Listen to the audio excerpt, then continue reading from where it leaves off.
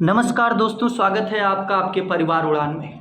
Dear friends, जैसा कि हमारे टीम के द्वारा लगातार उत्तर प्रदेश पुलिस 60,244 पोस्ट के लिए एग्जामपुर विवेक सर के द्वारा जो काम्बो पैक का प्रैक्टिस सेट लॉन्च किया गया था, उस प्रैक्टिस सेट का सेशन चलाया जा रहा है और आज हमारा प्रैक्टिस सेट का सेशन 3 है। यानी इससे पहले हमारी टीम 2 प्रैक्टिस सेट सॉल्व करा चुकी है। अगर आपने नहीं किया है तो उसको जरूर कर लीजिएगा और अगर सिलेक्शन चाह रहे हैं तो इस 12 प्रैक्टिस सेट को ही करके पेपर में जाना है। तो आइए सेशन को शुरू करते हैं। हमारा उद्देश्य कम समय में ज़्यादा जानकारी यानी गागर में सागर। चलिए सेशन को शुरू करते हैं सबसे पहले प्रश्न से।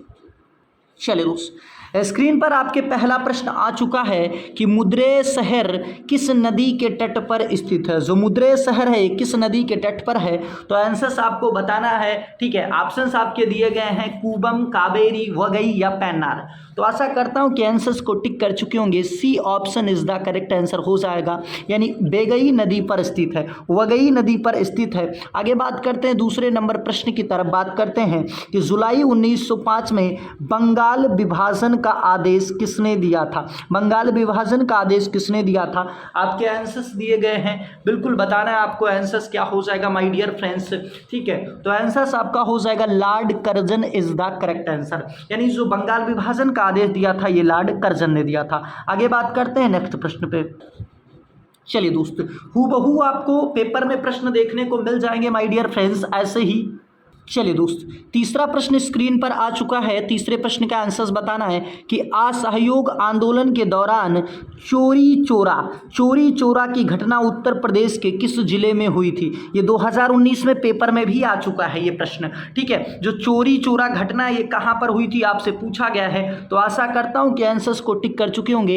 A option is the correct answer, यानी गोरखपुर के अंदर एक स्थान पड़ता है चोरा चोरी। ठीक है, आगे बात करते हैं चोरी चोरा। ठीक है, आगे बात करते हैं चौथे प्रश्न की तरफ कि हीनयान और महायान किस धर्म के पंथ हैं। हीनयान महायान किस धर्म के पंथ हैं ये आपको बताना है। चौथे का आंसर्स बताना है माय डियर फ्रेंड्स।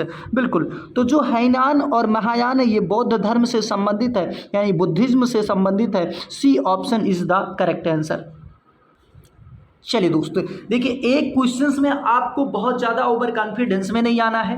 पूरे प्रैक्टिस सेट को सॉल्व कीजिएगा और उसके बाद बताइएगा कि आपके कितने क्वेश्चन सही गए। ठीक है, अगला प्रश्न है 5वां नंबर प्रश्न है कि अभिनव भारत समाज की स्थापना किसके द्वारा की गई थी। जो अभिनव भारत समाज था इसकी स्थापना किसके द्वारा की गई थी। 5 नंबर प्रश्न का बताना है आंसर्स माय डियर। तो आंसर्स को आपको ही टिक करना है, क्योंकि मैं बोल सकता हूँ ऑप्शंस को। विनायक सावरकर हो जाएगा, विनायक सावरकर हो जाएगा। देखिए ये ऑप्शंस मैं बोल सकता हूं, लेकिन इसलिए मैं नहीं बोलता क्योंकि वहां पेपर में आपको दिक्कत ना पड़े, आप पढ़ के बता पाएं। अगला प्रश्न है 6 नंबर प्रश्न की बात करते हैं।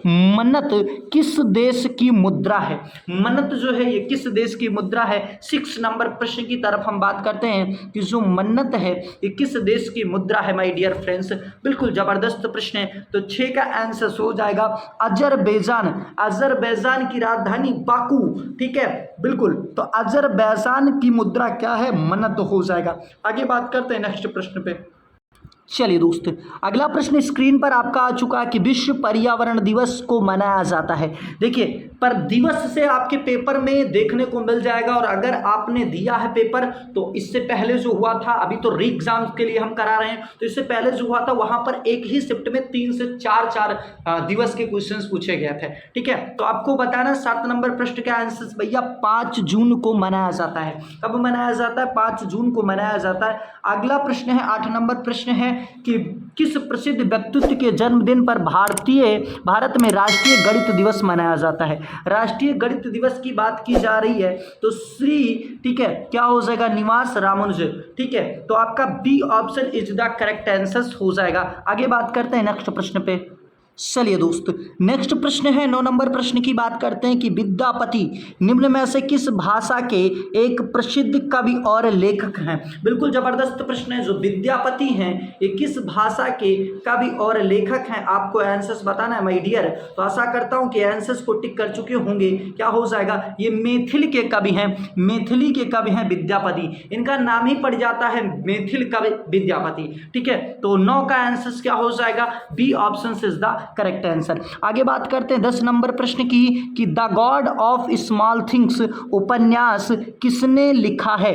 ठीक है, थोड़ा इसको ऊपर कर दें। चलिए देखते हैं the God of Small things जो पुस्तक है किसके द्वारा लिखी गई है। ठीक है, 10 नंबर प्रश्न के आंसर से बताना है तो ये हो जाएगा आपके अरुंधति राय, यानी D option is the correct answer. D option is the correct answer हो जाएगा। आगे बात करते हैं नेक्स्ट प्रश्न। चलिए दोस्तों, अगला प्रश्न स्क्रीन पर आपका दिया गया है कि निम्नलिखित में ऐसे किस राज्य में रेलवे लाइन की लंबाई किलोमीटर में सबसे अधिक है। यानी रेलवे लाइन की लंबाई सबसे ज्यादा कहां पर देखने को मिलती है, किस राज्य में देखने को मिलती है, तो आपका आंसर क्या हो जाएगा, C option is the correct answer हो जाएगा, यानी उत्तर प्रदेश में मिलती है। आगे बात करते हैं नेक्स्ट प्रश्न।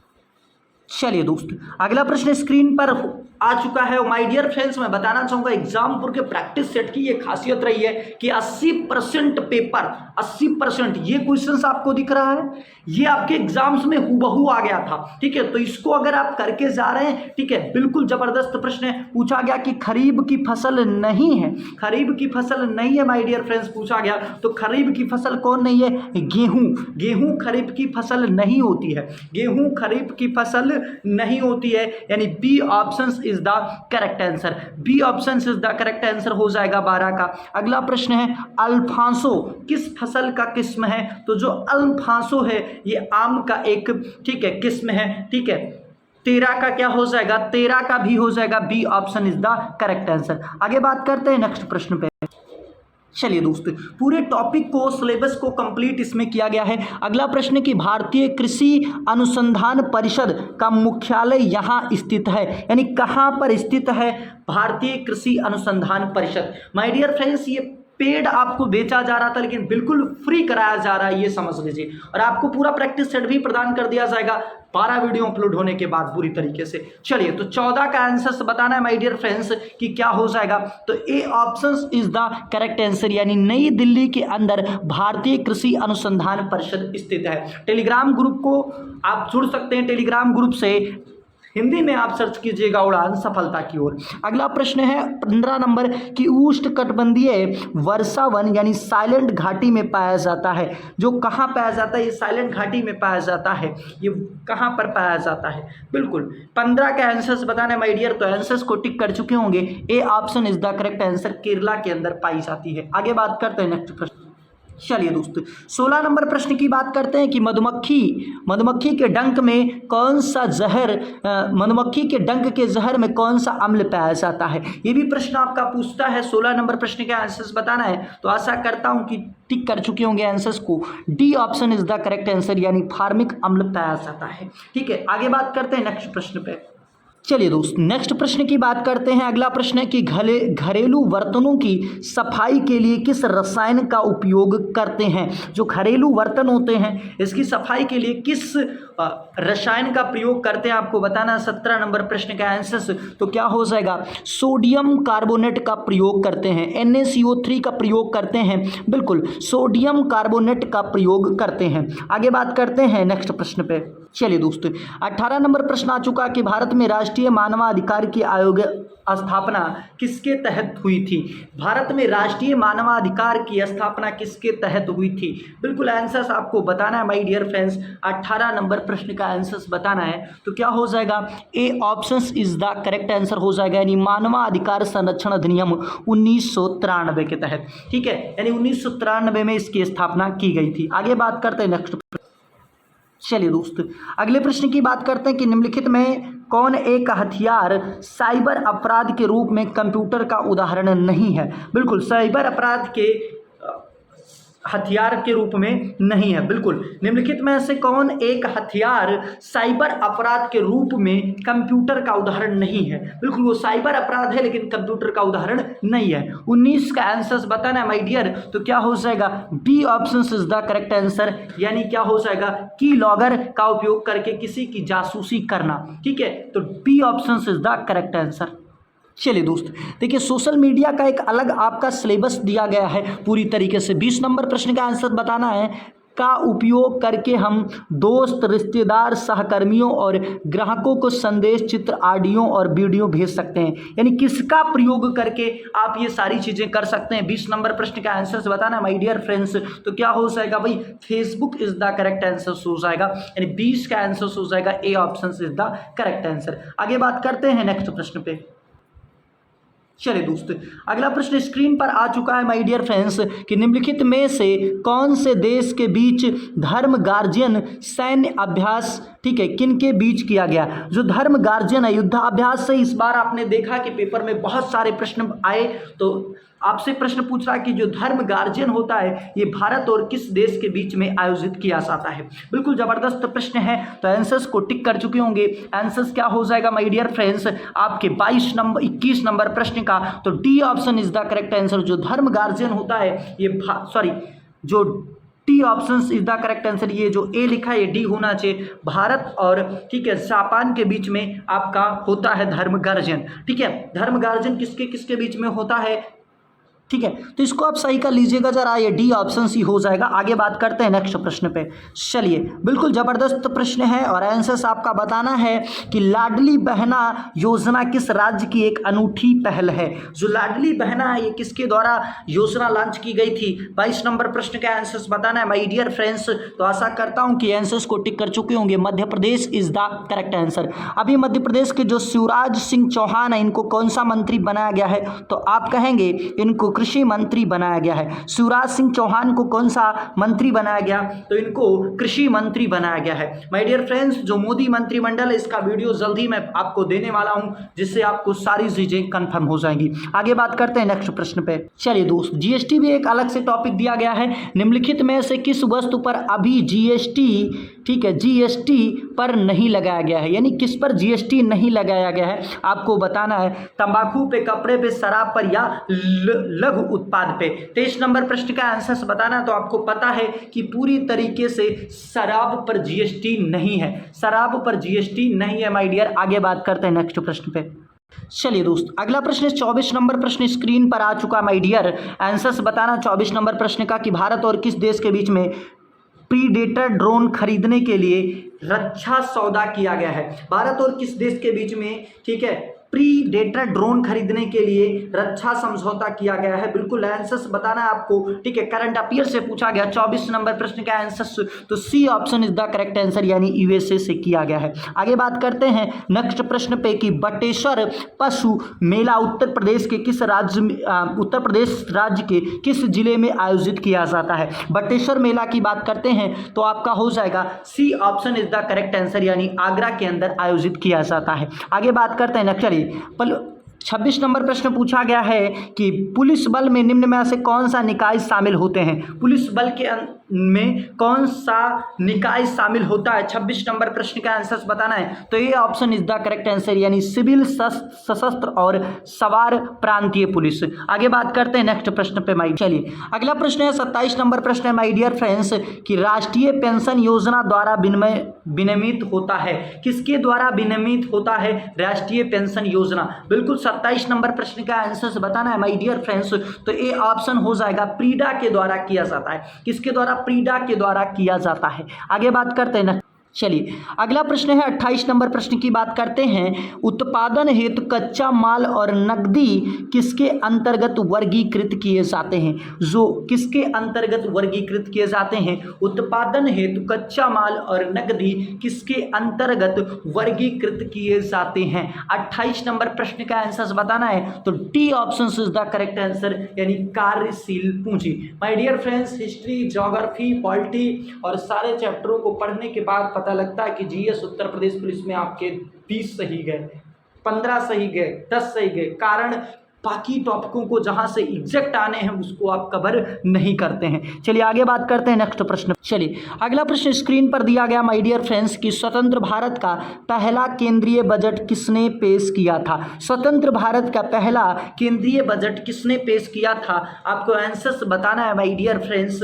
बिल्कुल जबरदस्त प्रश्न है, ठीक है। चलिए, तो आशा करता हूं कि आंसर्स को टिक कर चुके होंगे। आर के षणमुखम सेठी ने पेश किया था। किसने, आर के षणमुखम सेठी ने पेश किया था। आगे बात करते हैं अगले पृष्ठ पे।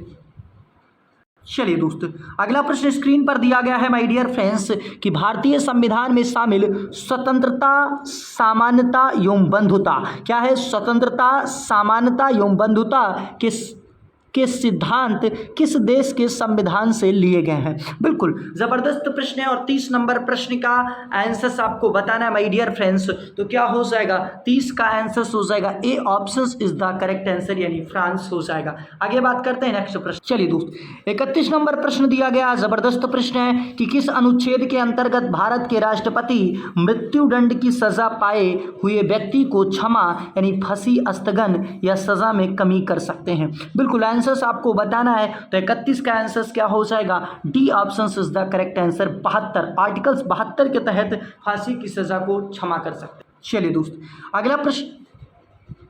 अगला प्रश्न स्क्रीन पर आ चुका है, जबरदस्त प्रश्न। आंसर्स बताना है कि निम्नलिखित में से कौन सा देश भारत के पड़ोसी में से एक है? भारत के पड़ोस में से एक है, आपको आंसर्स बताना है। तो भैया बांग्लादेश हो जाएगा। 4096 यानी 4096 किलोमीटर सीमा लगती है।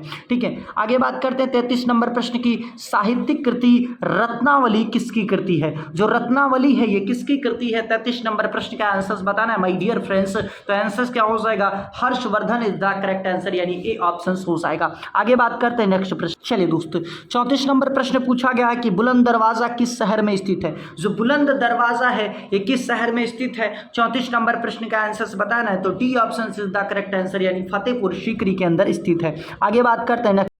चलिए दोस्त, अगला प्रश्न पूछा गया, जबरदस्त प्रश्न है कि ब्रह्म समाज की उत्पत्ति कहाँ हुई थी? जो ब्रह्म समाज है इसकी उत्पत्ति कहाँ पर हुई थी? 35 नंबर प्रश्न का आंसर बताना है माय डियर फ्रेंड्स। तो बहुत सारे के गलत होने वाले हैं, Bengal is the correct answer हो जाएगा। आगे बात करते हैं नेक्स्ट प्रश्न पे।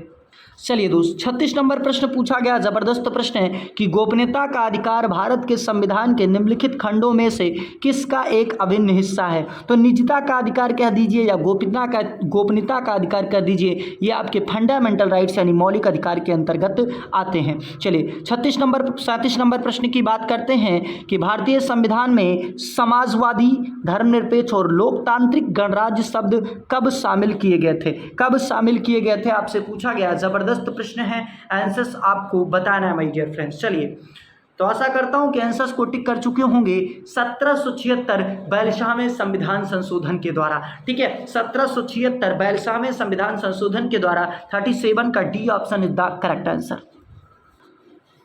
चलिए दोस्त, अगला प्रश्न पूछा गया है कि सगाई त्योहार भारत के इनमें से किस राज्य में मनाया जाता है? सगाई त्योहार जो होता है ये भारत के किस राज्य में मनाया जाता है? आंसर्स बताना है। तो 38 का आंसर्स आपको कमेंट बॉक्स में बताना है। माय डियर फ्रेंड्स, आपके जीके जीएस के 38 प्रश्न पूरे हो चुके। अब हम हिंदी के सेशन को शुरू करते हैं। देखिए, मैं क्लास में आपको सब्सक्राइब करने के लिए नहीं बोलता हूँ, लेकिन माय डियर फ्रेंड्स आपसे निवेदन है कि कहीं भी पॉजिटिव चीज़ें बढ़ रही हैं तो उसको बढ़ाने का कार्य कीजिए, क्योंकि हमारा आपके पढ़ने का और हमारा ही उद्देश्य है पॉजिटिव चीज़ों को बढ़ाने का।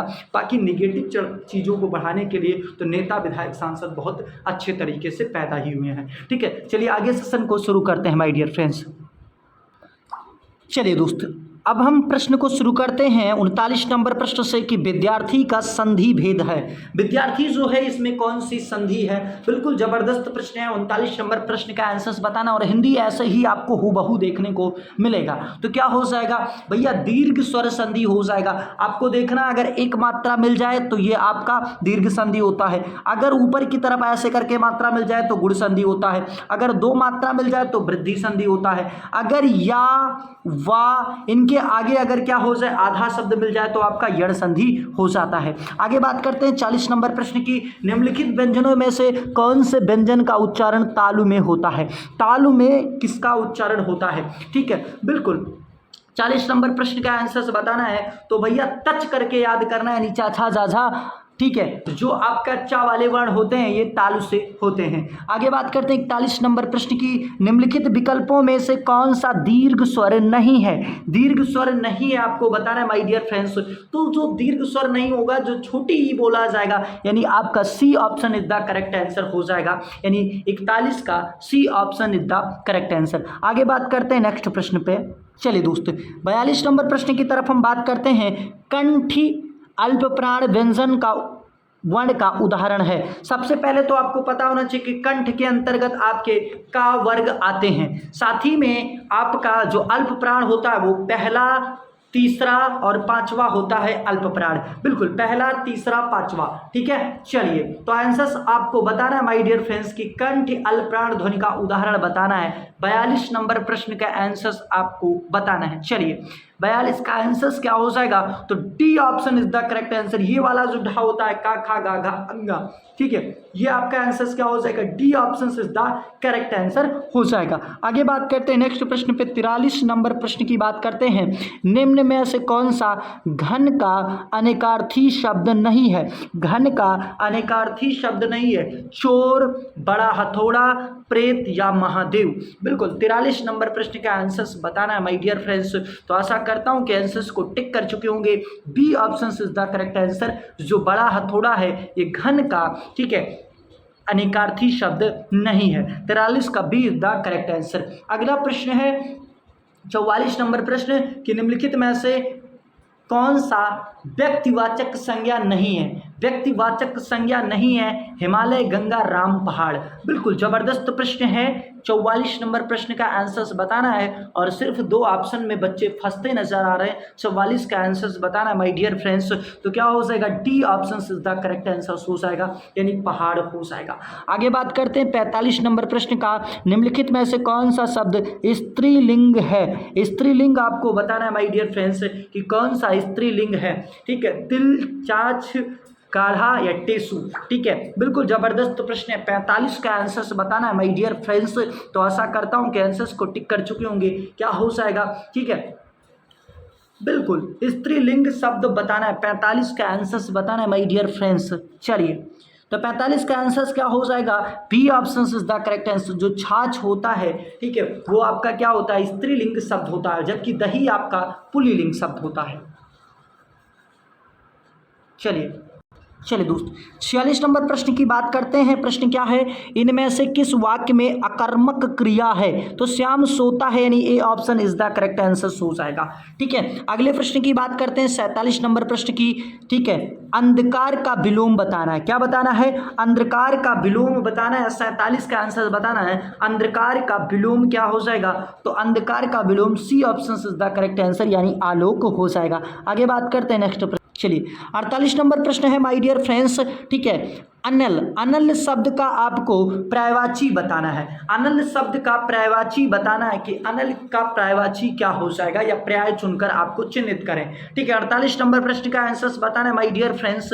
जबरदस्त प्रश्न है आपके। 48 नंबर प्रश्न का क्या हो जाएगा, अनल मीन्स होता है आग और अनिल मीन्स होता है आपका वायु। ठीक है, अगला प्रश्न है, आंसर्स आपको बताना है। जबरदस्त प्रश्न है कि 49 नंबर प्रश्न है, शीला अपने कपड़े स्वयं धोती है। स्वयं, स्वयं सर्वनाम का कौन सा भेद है? तो भैया कौन सा भेद है, निजवाचक सर्वनाम हो जाएगा, यानी A option is the correct answer. आगे बात करते हैं नेक्स्ट प्रश्न। चलिए दोस्त अगला प्रश्न स्क्रीन पर है, जबरदस्त प्रश्न है। आंसर्स बताना है कि पाप करने के बाद स्वयं दंड पाना, इस वाक्यांश के लिए उपयुक्त शब्द लिखिए। तो क्या हो जाएगा, प्रताड़ना, पश्चाताप या प्रायश्चित। तो क्या हो जाएगा, C option is the correct answer हो जाएगा, यानी प्रायश्चित हो जाएगा। आगे बात करते हैं 51 नंबर प्रश्न की। निम्नलिखित में से एक वचन शब्द कौन सा है? ठीक है, कौन सा है जिसका प्रयोग एक वचन में किया जाता है? दर्शन, घरों, लताओं या नदी।